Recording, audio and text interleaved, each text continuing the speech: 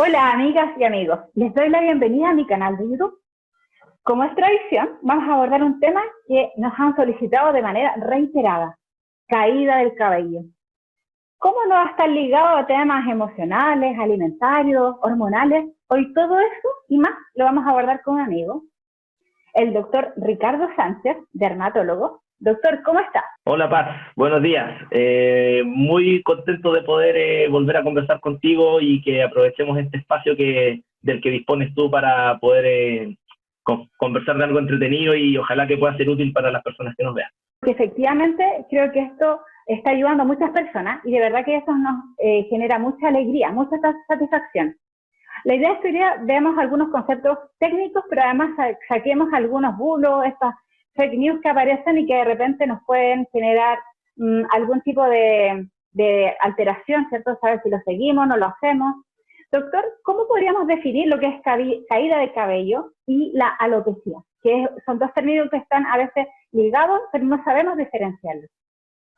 Claro, cuando nosotros los médicos hablamos de alopecia, queremos decir básicamente caída del cabello. Digamos, no estamos especificando por qué. O sea, en el fondo una persona que consulta por caída de cabello queda con el diagnóstico de alopecia. Ahora, dentro de la alopecia pueden haber muchas causas. Por lo tanto, la parte como importante, y la voy a decir de inmediato, es que si una persona está padeciendo de esto, lo mejor es consultar, porque para poder resolver el problema, y vamos a ir explicando parte por parte cómo se puede hacer eso, si no tienes un buen diagnóstico de la causa de la caída de cabello, no vas a poder conseguir que esta se detenga, se revierta o mejore incluso. Así que el concepto es, ojo que la caída de cabello hasta cierto punto es normal. Uno puede tener hasta una caída de aproximadamente 100 pelos al día. Ojo con eso, 100 pelos al día pueden caerse y eso es normal. Pero lo importante es que si una persona tradicionalmente se le caen 20 pelos al día y claro, y de un día para otro se le están cayendo 100, es mejor consultar. Hay algo ahí que está pasando. Doctor, y con esto de la pandemia, ¿se ha notado un aumento en las consultas por este problema? La verdad es que sí, porque, bueno, una de las razones por las cuales puede estar aumentando la caída de cabello es por el estrés, básicamente, entre otras cosas, pero también por los desórdenes alimenticios, también puede ser porque las personas, bueno, puede ser que haya algunas personas que no hayan notado antes que se les caía tanto el pelo y ahora la están notando más porque están más tiempo en la casa.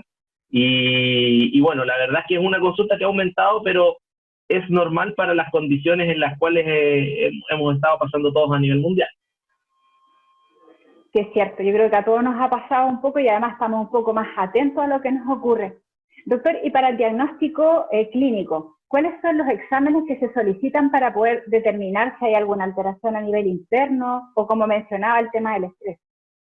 Claro, mira, lo primero, obviamente, y por eso recomiendo hacer la consulta, es que nosotros examinamos vamos a hablar principalmente a nivel del cuero cabelludo, porque obviamente se puede caer el pelo de otras partes, así de las cejas, las pestañas, las axilas, o sea, el pelo se puede caer de cualquier parte, pero vamos a referirnos más que nada a lo del cuero cabelludo.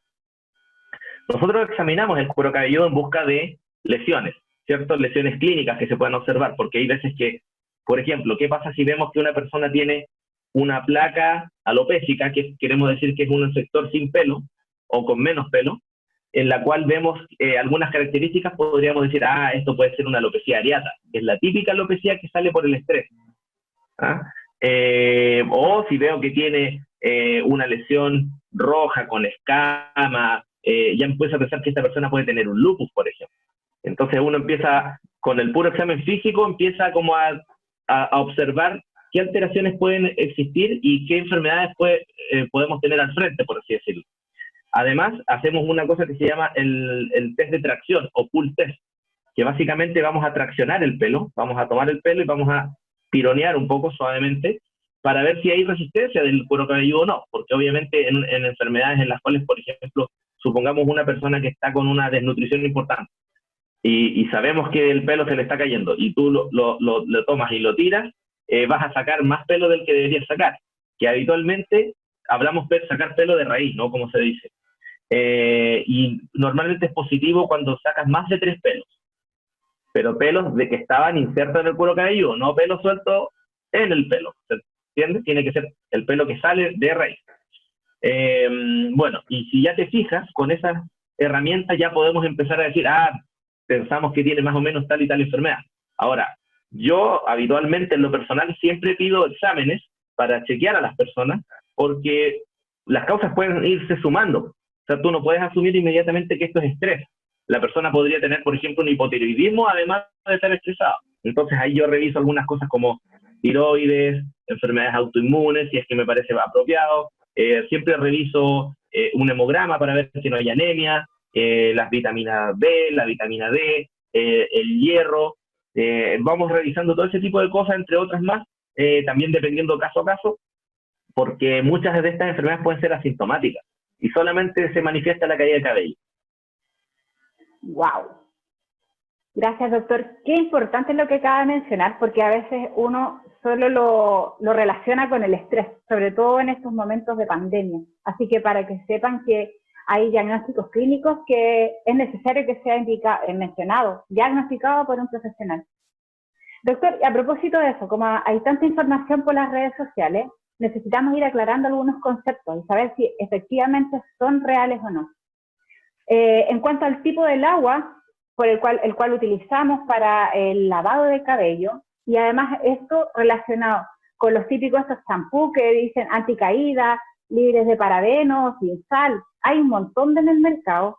La idea es que quienes nos escuchen puedan saber efectivamente lo que tienen que comprar para no estar gastando de más, ¿ya? Para que nos pueda orientar primero con esto del lavado.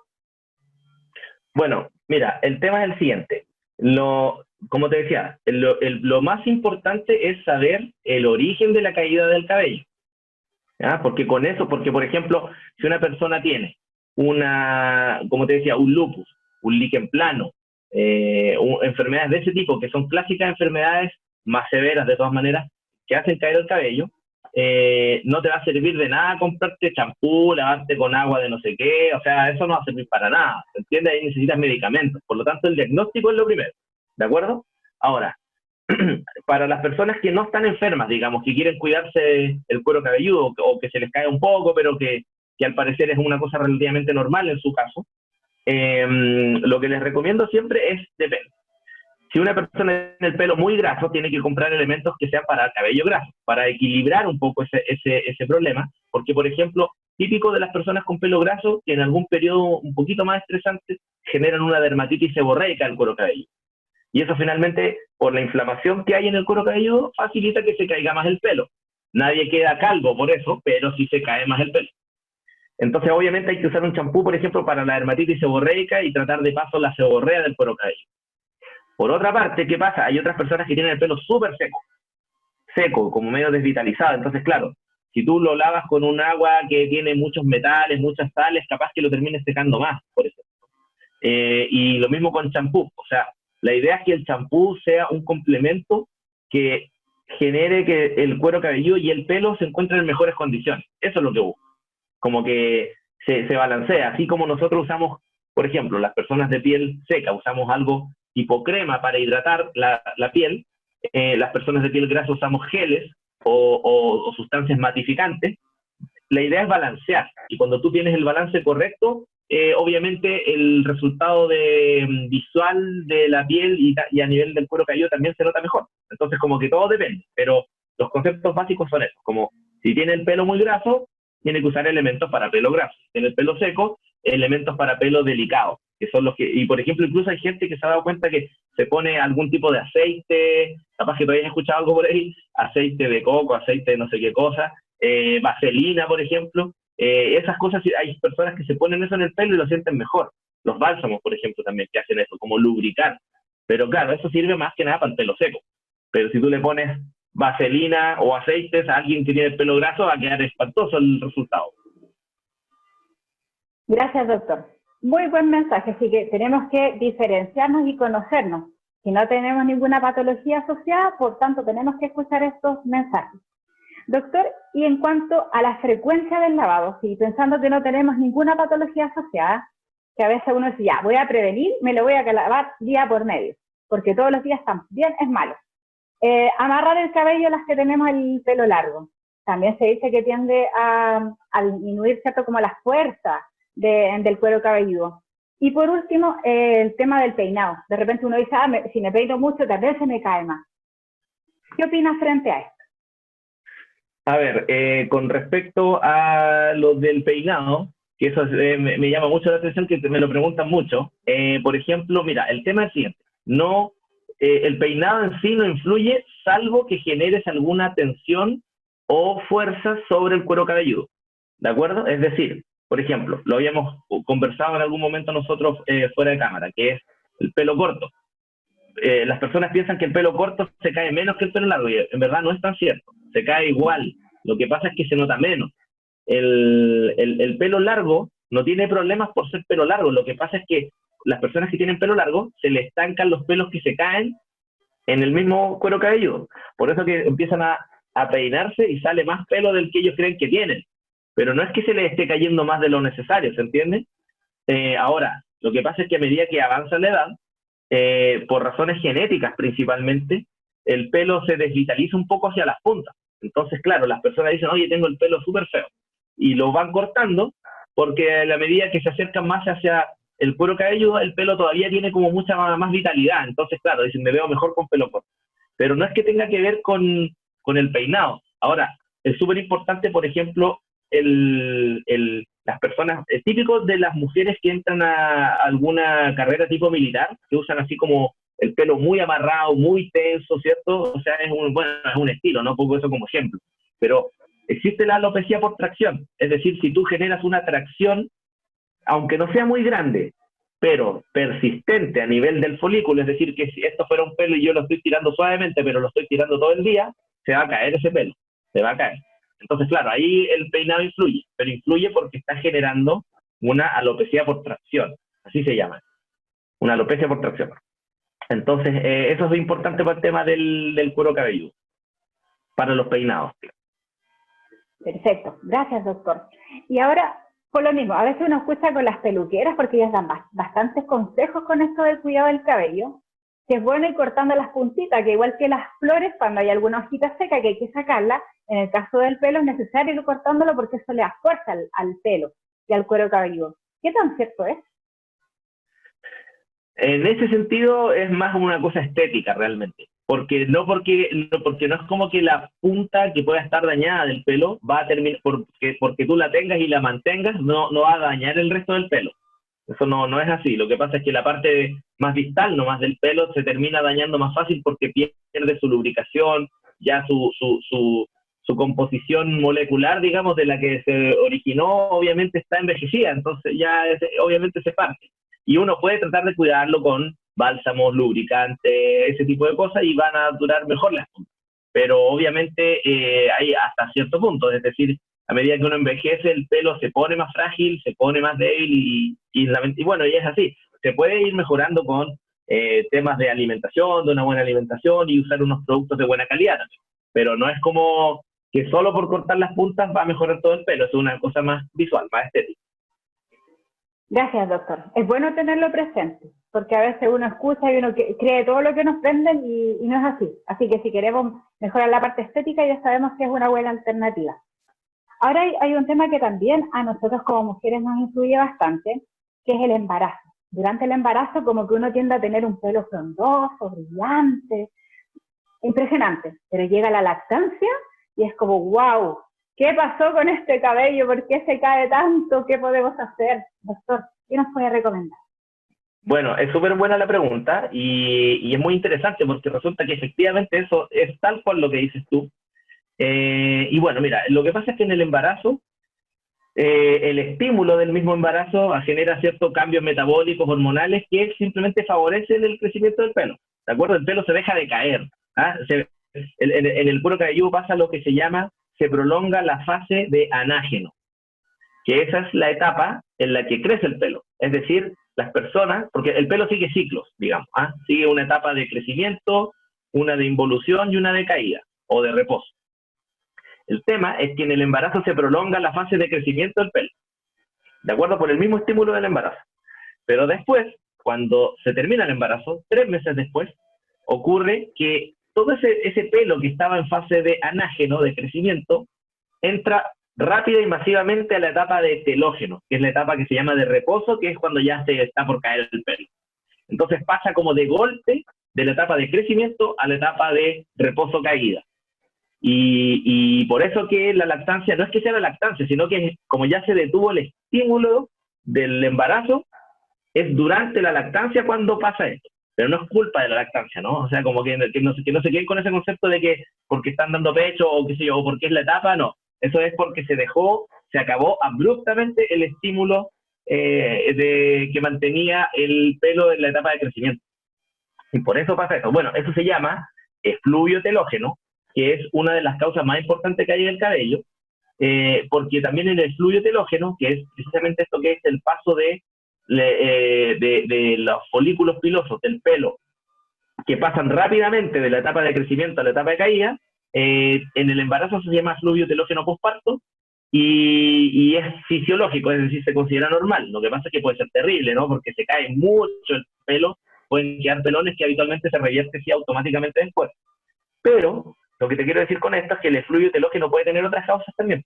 Se ha descrito, por ejemplo, por consumo de medicamentos, dietas muy estrictas, por ejemplo, en el caso de las personas que son veganas, por ejemplo, estrictos, que no se suplementan adecuadamente, por el déficit de hierro, déficit de vitaminas. Entonces como que hay varias causas de por qué te puede dar un efluvio telógeno, siendo una de las clásicas el efluvio telógeno posparto. Gracias, doctor. Oye, sí, las palabras extrañas, yo creo que es bueno saber escucharlas porque de repente uno las puede leer o escuchar e incluso ya van a saber más o menos de qué se trata. Así que es muy bueno tener también estos conceptos. Las van a encontrar. Perdona, disculpa. Las van a encontrar así tal cual, anágeno, telógeno, y ustedes lo van a googlear y van a caer en, este es el nombre de la etapa de crecimiento del pelo, este es el nombre de la fase de involución y la fase de reposo. La van a encontrar.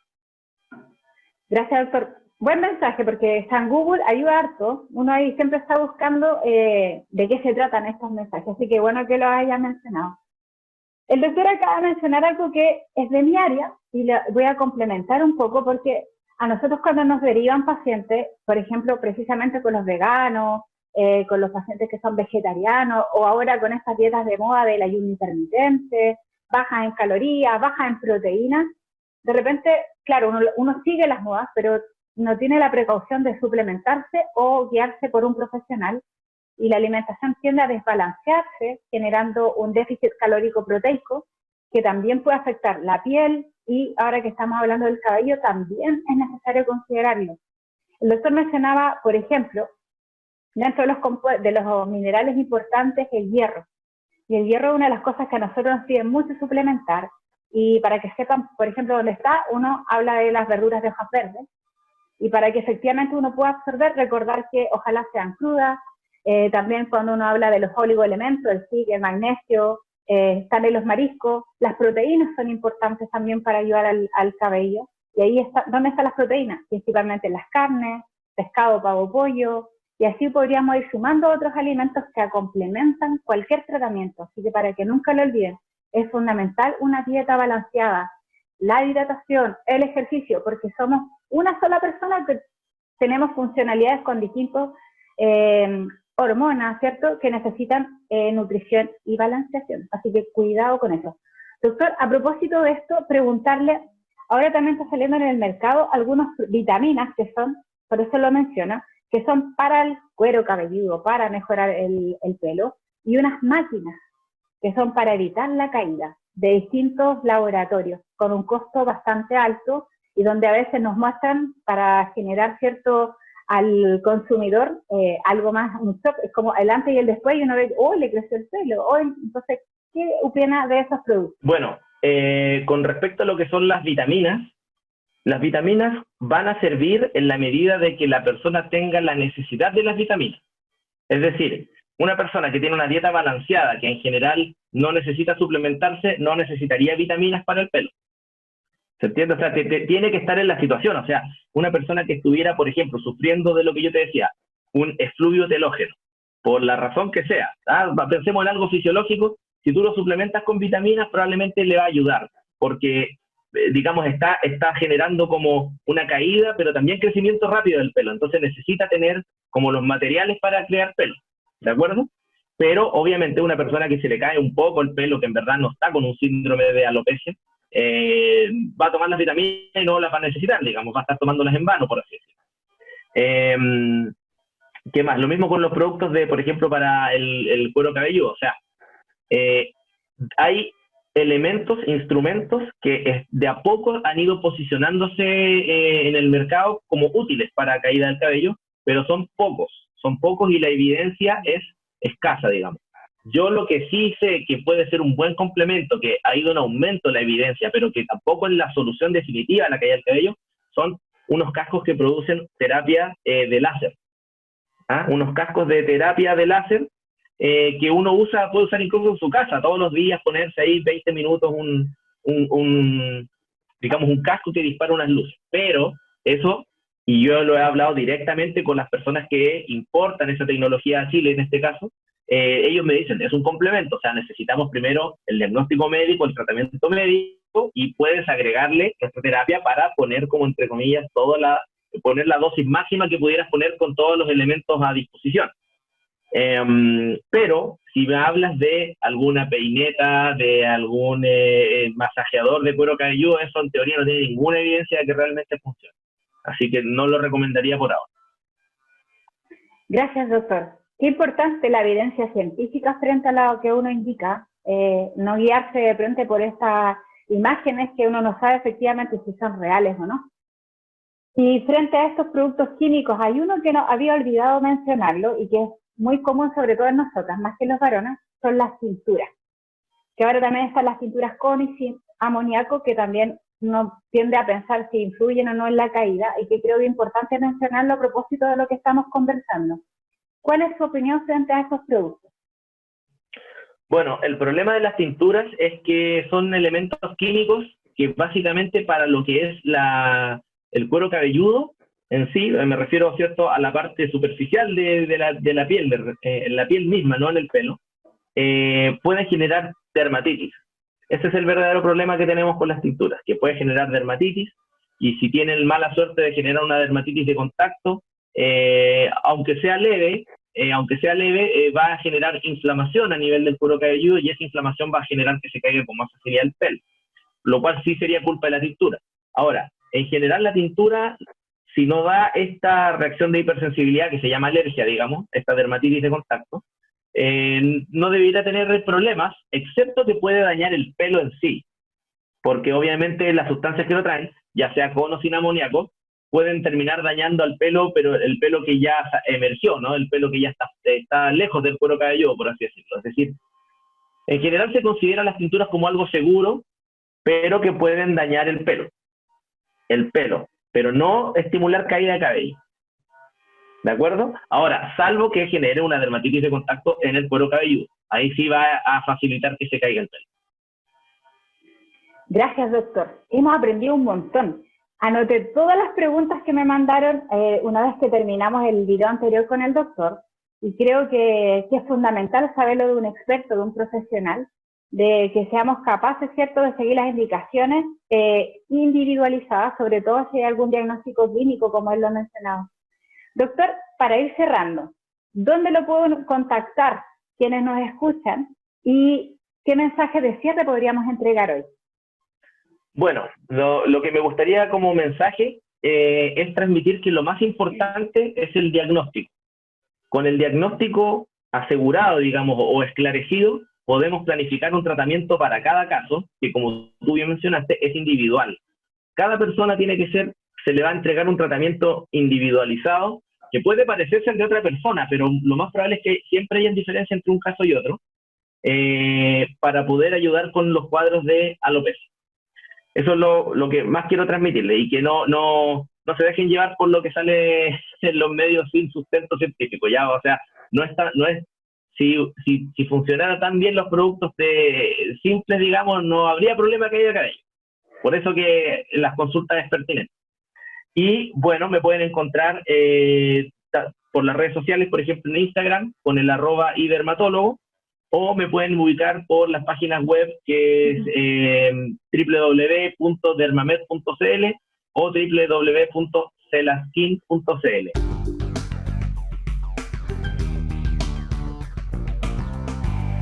Y la verdad es que esos son los medios más fáciles para poder contactar. Gracias, doctor. Como siempre, un placer poder conversar y ser tan esclarecedor frente a temas que son tan cotidianos y tan importantes para todos. Así que muchas gracias por el tiempo, por la disposición y por poder ayudar a tantas personas que ahora nos están escuchando. Muchas gracias a ti, Paz, y espero que este video pueda servirte no solo a ti, sino que a todas las personas que nos están oyendo, y de nuevo te agradezco la invitación y la confianza por invitarme a hacer esta conversación. Muchas gracias. Recordar, como dice el doctor, no olviden, siempre diagnóstico clínico por un profesional. El doctor San Google no, un vecino tampoco, y por supuesto todos los laboratorios que a veces solo les interesa vender más que generar cambios, hay que tener mucho cuidado. Bueno, no olviden visitar mi página web www.pazversano.com, suscribirse a mi canal de YouTube y también estoy en Instagram @paz.b.reyes. Pronto vamos a estar con un nuevo tema. Que estén muy bien, mucha fuerza y ánimo con estos tiempos que son extraños, pero que también sirven para poder aprender otras cosas, aprender también a conocernos. Un abrazo para todos. Gracias, doctor. Gracias a ti, adiós.